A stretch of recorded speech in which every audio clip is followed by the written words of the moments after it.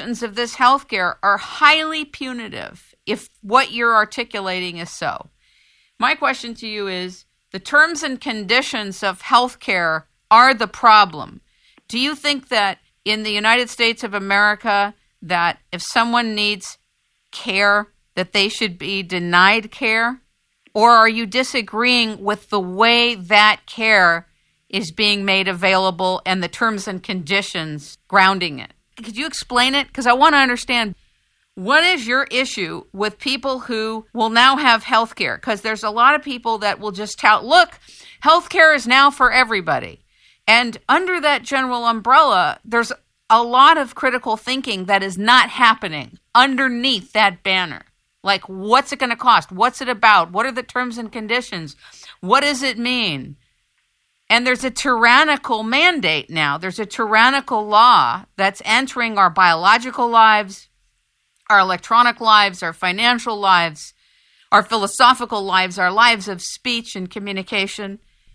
But if we were to eliminate what President Obama has just done, if we were to say, look, that's null and void right now, but would you be interested in helping architect a way for people to get care in the United States of America if they need it but cannot afford to pay the health insurance companies? Would you be interested in that?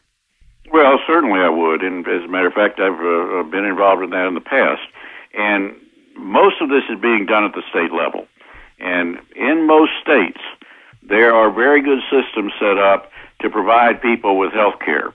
Particularly I know there in the state of Texas, for example, there are, first of all, a lot of private groups that actually have health care facilities.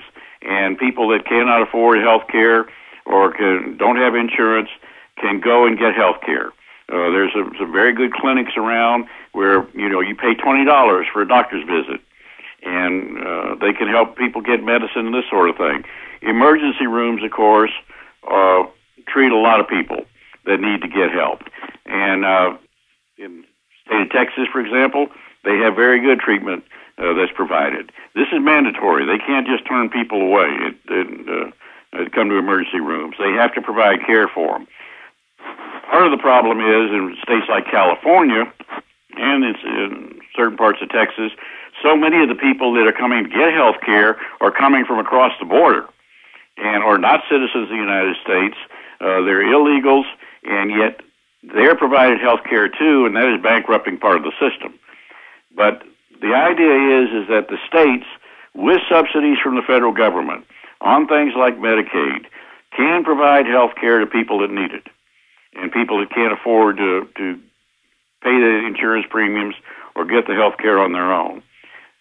When, however, you take this away from the states and tell the states, you're going to do this the way the federal government wants, and you're going to pay for it, and we're going to decide what type of health care you have, and we're going to decide what type of insurance people have to have, then you start getting into, first of all, a system that's ultimately going to collapse and end up like Great Britain, where people wait for treatment because of the shortage of doctors and nurses and facilities. Then secondly, you have a system that basically is going to trample on the individual rights of Americans. So the idea here is not that I'm opposed to fixing health care or fixing the insurance industry. What I am opposed to, though, is the federal government basically taking control of everything, and that's what this bill does. I got it. Is there anything else in the bill that you would like to share with us that also concerns you? Well, one of the things that was added into the bill that most people are not aware of and is not even being talked about much is that, and this has nothing whatsoever to do with health care, but they wanted to put this in because this is something else that President Obama wants. He loves to take control of various parts of our economy. In the bill, they put in sections that amount to a complete takeover of the student loan business in this country. If people want their children to go to college and they want to make a student loan, they no longer will be able to go to their bank to do it. They have to go directly to the federal government. The federal government will decide who gets student loans and will decide what terms and conditions there will be on people to get these loans. I don't get it. How is this in the health care bill? Well, that's a good question. But they put it in and they passed it. like an attachment to it or an addendum to it, but it has nothing to do with health care. Well, no, it's not really an addendum. It's part of the bill. It's a section towards the end of the bill. And there's other stuff in there that I'm still looking into. There's some language about some kind of reserve officer corps that I don't understand where that comes from, what they're talking about there. We're trying to figure out what this is not military, so what type of officers are going to be appointed by Obama to do what, and who are they, and what's the need for them. So there's a lot still in there that we're going through, but this business about putting in the health care bill that Obama is now going to have control of student loans in this country, and I guess they can, the idea is that if the federal government controls student loans, they can decide who goes to college and decide whether or not they have to put in service to the federal government to get their student loan. So this is something else, another area where basically private industry has been taken over and by the federal government, and it's been done very quietly, but it's another area where we are going to be losing our rights. Do the states have legal standing to stand up to the federal government? Oh, absolutely. The states, how do they do it? Well, basically, the lawsuit is one of the things they can do. They can file lawsuits under the 10th Amendment, and then there's something which people talk about, and the liberals try to laugh at, but it exists, it's real, and that's the nullification process. The states, when the Constitution was drawn up, the states and the people of the United States gave power to the federal government.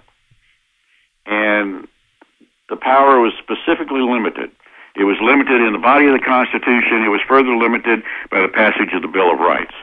This is what the states did. Now, when the federal government decides to exceed that power and trample on the rights of the individuals in this country and trample on the right of the states to handle things within their own borders, then the states are within their rights to say, no, we're not going to do this. They're basically going to say, we're not going to abide by this law. That's what the state of Virginia has done. That's what I believe Idaho has done now in their legislatures. They said, no, the health care bill is unconstitutional. It takes away the rights of individuals in our states. It takes away our right to handle health care in our state, and it mandates us to do things that we don't want to do, and the federal government doesn't have the power to make that mandate. We're just not going to do it. And that, in effect, is nullification. What if the federal government ignores the lawsuits, and can they? Well, they can't ignore them. I mean, they're going to be fighting them tooth and nail, and we're coming at them from a lot of different directions. And all they can do at this point is fight them in the courts, excuse me, okay, and hope they win. Now, if all or a large portion of this health care bill is declared unconstitutional by the Supreme Court, then the whole thing goes on the scrap heap. The only thing that the federal government can do is basically Congress would have to start all over and try to create something that is constitutional. Now, would the Supreme Court, do you believe, will vote when push comes to shove that this bill is unconstitutional? Do you think that people will stand up in the Supreme Court and see this clearly the way you see this? I think there's a very good chance that will happen.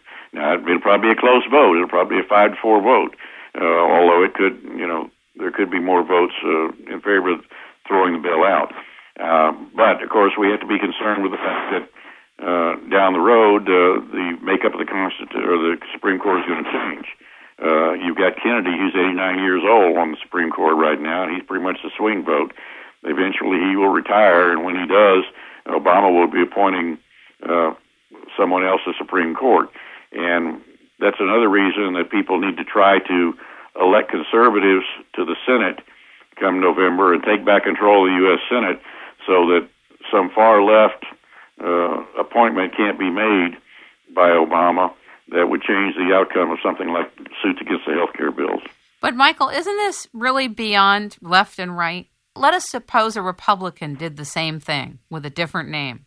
You'd be opposed to it, too. Oh, absolutely. Okay. You're referencing liberal and all that, but it's really not a partisan issue.